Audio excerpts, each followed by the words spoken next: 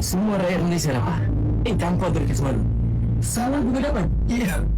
Enak banget jadi orang Malaysia ya.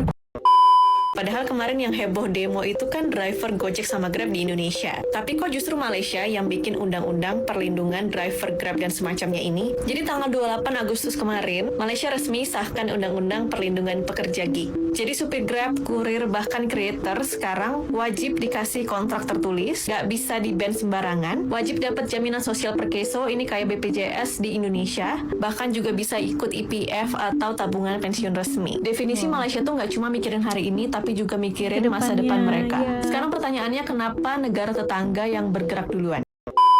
Malaysia is the first country in the world to use an identity card with a built-in microchip. It also serves as a valid driver's license, even though we still need to use our actual driver's license.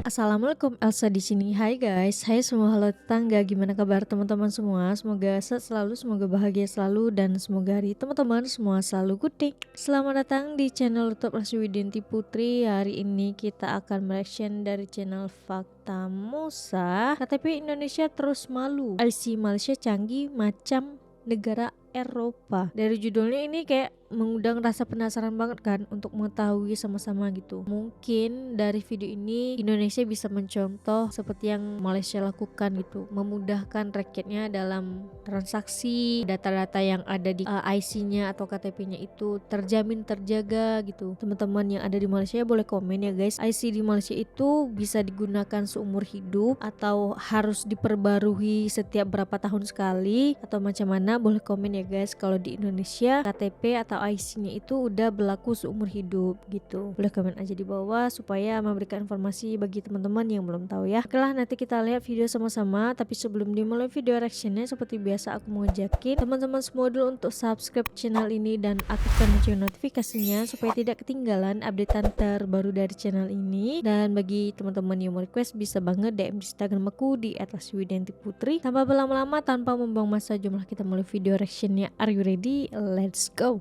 Ramai tak tahu, tapi inilah kenyataannya. Kad Pengenalan Malaysia atau MyKad kini diiktiraf sebagai antara sistem identiti paling canggih di Asia, malah setanding dengan negara-negara Eropah. Malaysia memperkenalkan MyKad berteknologi chip pintar yang bukan sekadar kad pengenalan tapi juga berfungsi sebagai lesen memandu, kad kesihatan, kad bank, e-tunai hingga sistem keselamatan negara. Bahkan beberapa pakar teknologi antarabangsa menyebut bahawa sistem identiti digital Malaysia lebih maju daripada banyak negara Asia lain, termasuk beberapa negara jiran. Di media sosial, ramai warga Indonesia mengaku terkejut dan kagum dengan kecanggihan IC Malaysia ini. Salah satu komentar viral berbunyi, "KTP kami cuma boleh tunjuk identiti, MyKad Malaysia boleh buat semuanya." Aku tanda penduduk Malaysia kad pengenalan. Itu dalam kad pengenalan tu kan? Ada duit. Duit macam Itu setiap sebulan sekali ya dikirim, yang pemerintah atau kerajaan Malaysia masukkan ke dalam IC itu. RM100 lumayan tuh weh. baru ini saja. Dalam lagi. Ya. Ada dalam 400,000, RM100. 400,000? Dari mana itu? Dari kerajaan lah. Kerajaan beri. Itu dari ni lah. Wang rakyat bayar cukai. Terus itulah hasilnya. Rakyat dapat berbelanja. Jadi uang itu masuk di sini? Ya. Jadi kad itu nanti kalau pergi ke supermarket tinggal macam pakai debit card. Bisa bayar pakai ini? Iya. Beli bisa bayar pakai KTP itu. Semua rakyat Malaysia dapat. Tanpa terkesan malu. Salah juga dapat. Iya. Enak banget jadi orang Malaysia ya. Bensin, subsidinya, terus ada lagi diskon tol. Ini diskon tol, diskon tarif tol. Bagi situ. Canggih banget ya. Berarti di Malaysia nggak perlu ini kartu tol. Di sini harus beli IC ya. KTP-nya canggih banget berarti soalnya. Iya. Semua itu ada lampu. Gila lah di Malaysia ni. Apa yang gila? DPR kalian yang gila. Geng, akhir-akhir ini aku ngelihat rakyat Malaysia itu sedang berbelanja banyak banget di troli sampai penuh. Ya gimana nggak banyak belanja? Karena bantuan dari pemerintahnya itu tuh udah cair, geng. Dan mereka tuh bisa beli keperluan sembako kayak minyak, telur, dan sebagainya. Dan setiap orang itu dapatnya 100 ringgit per bulan atau sekitar 300.000 rupiah. Banyak juga kan ya? Enak banget sih jadinya. Dan paling bagusnya lagi tuh, mereka klaimnya itu menggunakan pakai eKTP mereka atau IC, Identity Card mereka. Jadi kayak lebih gampang dan tersistematis dengan baik. Dan yang paling aku lihat sih bantuannya itu sampai ke yang benar-benar membutuhkan gitu ya, orang-orang yang benar-benar perlu bantuan ini gitu loh. Jadi nggak main dapat bantuan gitu aja, karena memang udah terupdate melalui KTP mereka. Wah gila sih ini Malaysia. Jadi enaknya Malaysia tuh ya gini, punya pemimpin atau pemerintah yang benar-benar pro rakyat dan ya nggak dikorupsi lah intinya ya. Enak banget jadi rakyat Malaysia yang benar-benar negaranya udah maju dan secanggih ini. Malaysia mantap. One of the best yang aku rasa lah selama duduk kat Malaysia ni, bila you tak ada kenderaan pun. Macam aku kan tak ada motor, tak ada kereta, tapi boleh je pergi mana-mana pun. Sebab ada train, ada public transport lah. Sekarang lagi ada van kan, ROD tu. Ada bus juga. So, transportasinya memang sangat-sangat memadai dan sangat-sangat lengkap. Jadi buat orang yang nggak punya motor, mobil, itu bisa naik MRT, LRT, monorail, bus gitu kan. Jadi memang transportasi Malaysia ini aku rasa sangat-sangatlah tercukupi dan lengkap juga. Sehingga bisa digunakan oleh rakyat Malaysia ataupun yang bukan rakyat Malaysia yang ingin keliling Malaysia gitu. Dipermudah gitu transportasinya oleh negara Malaysia untuk berpergian. tak ada motor pun boleh pergi mana-mana. Sebab guna IC je. Dengan My50 tu memang bajet, memang jimat duit. Selepas menjalankan kajian teliti, kerajaan menetapkan MyCard sebagai mekanisme pengesahan kelayakan seseorang menikmati subsidi RON 95. Usaha giat kini dilakukan bagi memastikan mekanisme itu boleh digunakan pakai di semua stesen minyak. Pembelian minyak mobil, minyak kereta atau bensin, ya. RON 95 memang ada subsidinya.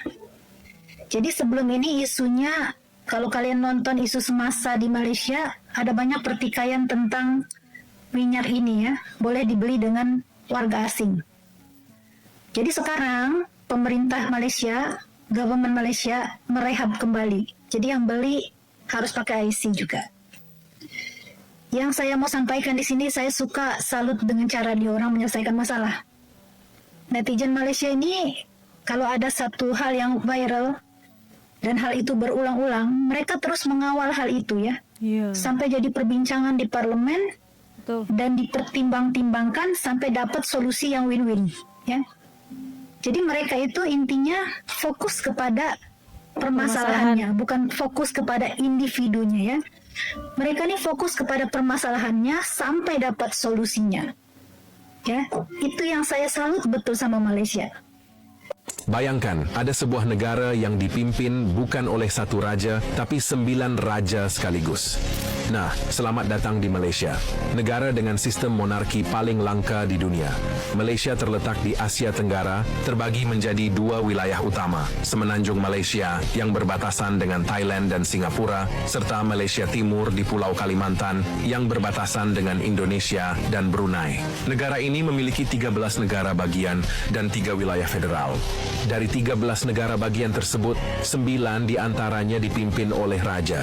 Ke-9 raja inilah yang menjadi bagian penting dalam sistem kerajaan Malaysia. Yang lebih unik dari 9 raja ini, setiap 5 tahun sekali, mereka akan bergiliran dipilih menjadi yang di-Pertuan Agong, yaitu Kepala Negara Malaysia.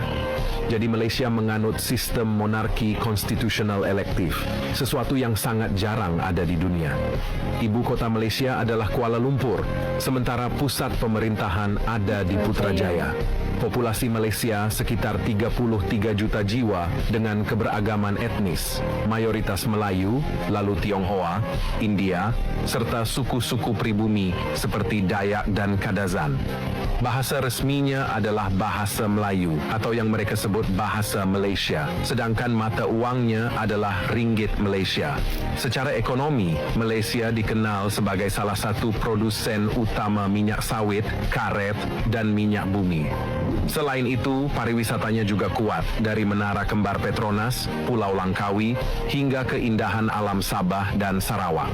Jadi, Malaysia bukan hanya unik karena memiliki 9 raja, tapi juga karena keberagaman budaya serta sistem pemerintahannya yang langka. Guys, padahal kemarin yang heboh demo itu kan driver Gojek sama Grab di Indonesia. Tapi kok justru Malaysia yang bikin undang-undang perlindungan driver Grab dan semacamnya ini? Jadi tanggal 28 Agustus kemarin, Malaysia resmi sahkan undang-undang perlindungan pekerja gig. Jadi supir Grab, kurir, bahkan creator sekarang wajib dikasih kontrak tertulis, gak bisa di-ban sembarangan, wajib dapat jaminan sosial per keso, ini kayak BPJS di Indonesia, bahkan juga bisa ikut IPF atau tabungan pensiun resmi. Definisi Malaysia tuh gak cuma mikirin hari ini, tapi juga mikirin masa depan mereka. Sekarang pertanyaannya, kenapa negara tetangga yang bergerak duluan? Padahal yang demo besar-besaran itu Indonesia, kita punya jutaan pekerja gig, tapi apa perlindungannya? Ini yang disebut kabar baik datang, tapi dari negara tetangga. Artinya, perubahan positif yang kita harapkan justru terjadi di tempat lain. Menurut kamu nih, kenapa bisa gini dan harusnya siapa yang gerak duluan di Indonesia? Tulis di komentar biar diskusinya nggak cuma di jalanan, tapi juga di algoritma. Bagi penerima sumbangan asas ramah, bantuan akan dikreditkan ke dalam MyCard anda setiap bulan. Jadi, anda cuma pilih je barang keperluan asas yang nak dibeli dan bayar guna MyCard sahaja di kaunter. Jangan risau, kat Malaysia ni dah ada 1,200 buah kedai runcit berdaftar bawah program ini. Ini termasuk Sabah, Sarawak dan Labuan. Bagi pengguna pengangkutan awam pula, anda boleh jimat banyak dengan daftarkan MyCard anda untuk pas bulanan My50. Bayar je RM50 sebulan, anda boleh pergi mana-mana tempat guna servis di bawah Rapid KL. Tap je MyCard anda, senang kan? Hanya RM50 Anda juga sebulan, boleh tap kan? MyCard ketika naik bus.my di bawah program transformasi perkhidmatan bas berhenti-henti serendah RM50 untuk 30 hari. Senang kan? Anda boleh ke mana-mana dengan hanya gunakan sekeping kad ini. Apa? Demam? Sesama? Sakit kepala? Atau ada luka-luka? Maklumat asas kesihatan anda juga terdapat di dalam MyCard. Dapatkan rawatan segera di klinik perubatan swasta dan berdaftar bawah skim perubatan madani istimewa untuk penerima sumbangan tunai rahmah. MyCard jangan lupa bawa tau. Oops, belum habis. Jangan tak tahu anda juga boleh linkkan MyCard anda dengan apps Touch and Go. Aku ada loh Proses Touch and pembayaran Go. terus jadi cepat. Ntar aku liatin ya. Nih, aku juga ada nih. Touch and Go. Dengan ini mempermudah aku juga untuk bayar belanjaan, bayar masuk ke museum dan sebagainya gitu. Jadi bukan hanya rakyat Malaysia yang dirasa dipermudah ketika melakukan transaksi di Malaysia, tetapi orang yang non Malaysia, orang luar pun ketika ada Touch and Go merasa lebih dipermudah untuk melakukan transaksi gitu guys. Itu Bang Rahman yang ngasih tahu aku guys. Elsa coba download Touch and Go katanya. Mana tahu bisa di-download dan dipakai gitu. Download aplikasinya, aku isi biodata dan sebagainya gitu. Terus kemarin aku coba untuk bayar sesuatu di Malaysia. Bisa guys. Dan senang.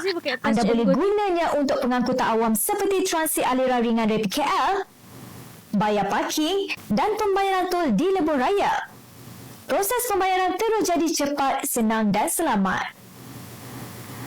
Selain yang highly senaraikan tadi, nelayan yang layak juga tak ketinggalan untuk menikmati subsidi bahan api dengan adanya MyCard.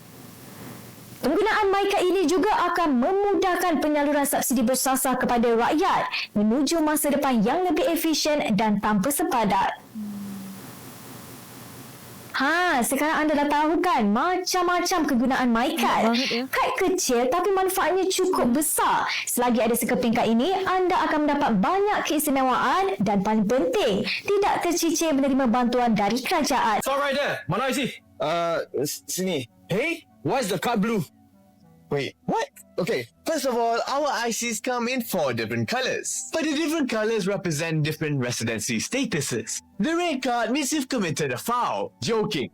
This red card means you're a permanent resident. You were not born here, but you were granted the right to live in Malaysia indefinitely, as opposed to the green card, which means that you're a temporary resident, and you'll have to renew it every 5 years. The silver card means you've served in the military, and from the rest of us blue card Berbagai macam holders, thank warnanya you ya. for your service. And finally, we have the pink card, which is non-mandatory and only reserved for children under the age of 12. And here's a fun Kalau di fact. Indonesia Malaysia is the cuma satu warna doang guys, satu warna dan satu desain KTP atau IC-nya. Di Malaysia berbagai macam gitu ya, untuk berbagai keperluan juga gitu. age of 12. And here's a fun fact. Malaysia is the first country in the world to use an identity card with a built-in microchip. Yeah. It also serves as a Pertama di valid dunia. driver's license, even though we still need to use our actual driver's license. Ini baru level dunia. Tak hanya itu, Malaysia juga sedang memperkukuh sistem My Digital ID, menjadikannya terhubung terus dengan pelbagai urusan kerajaan dan perkhidmatan awam tanpa perlu hadir secara fizikal. Sementara di Indonesia, masih ramai mengeluh tentang data ganda, proses lambat dan tiada integrasi antara sistem KTP dengan layanan digital kerajaan. Ini membuktikan Malaysia bukan sekadar bercakap soal kemajuan, tapi benar-benar melangkah ke hadapan dalam transformasi digital rakyatnya. Dunia mula mengakui Malaysia kini bukan lagi sekadar negara membangun, tapi negara yang sedang menuju status digital nation sebenar. Malaysia membuktikan kecil di peta tapi besar dalam teknologi. Wassalamualaikum warahmatullahi wabarakatuh. Waalaikumsalam warahmatullahi wabarakatuh. Ya, setuju banget sama yang dijelaskan oleh Fakta Mausa untuk video kali ini guys. Kemarin aku sempat pegang ya IC Malaysia itu punya Bang Don. Itu tipis banget ternyata guys. Kalau di Indonesia KTP-nya itu tebel, terus ini mudah banget hilang ini ya guys, tulisannya gitu. Kalau di Malaysia itu kartunya lebih tipis dan ada chipnya yang bisa digunakan untuk berbagai macam transaksi, entah untuk perobatan, belanja seperti asas rahmat tuh kan, terus digunakan untuk bayar tol, digunakan untuk berbagai macam transaksi lah gitu kan, hanya dalam satu kartu. Bayangin, Malaysia menjadi negara pertama di dunia yang menanamkan chip di dalam IC itu guys. Wah, kalau di Indonesia kayak gitu mah kemudahan luar biasa untuk rakyatnya sih. Kapan gitu ya Indonesia bisa digunakan KTP-nya itu bukan hanya untuk kartu identitas, tetapi juga bisa melakukan transaksi di dalamnya gitu. Untuk video kali ini semoga bisa menginformasi buat teman-teman semua, bisa mengetahui tentang IC Malaysia dan juga IC Indonesia. Bedanya terlihat jelas kalau IC Indonesia hanya digunakan sebagai identitas sahaja, tidak bisa digunakan untuk hal-hal lain selain untuk identitas diri. Tetapi IC Malaysia ini selain identitas diri, ada chip yang terkandung di dalamnya yang bisa digunakan untuk transaksi, untuk berobat, bayar tol, diskon tol dan sebagainya gitu. Jadi hanya dengan satu kartu bisa digunakan untuk segala macam hal yang diperlukan. Good job Malaysia, semoga bisa menginspirasi negara-negara luar untuk mencontohi IC Malaysia ini. Asli keren banget sih. Good job. Bakalan untuk video kali ini cukup sekian. Bagi teman-teman yang suka sama video ini, jangan lupa untuk like, komen dan subscribe. Kita ketemu di next video. Bye bye. Assalamualaikum.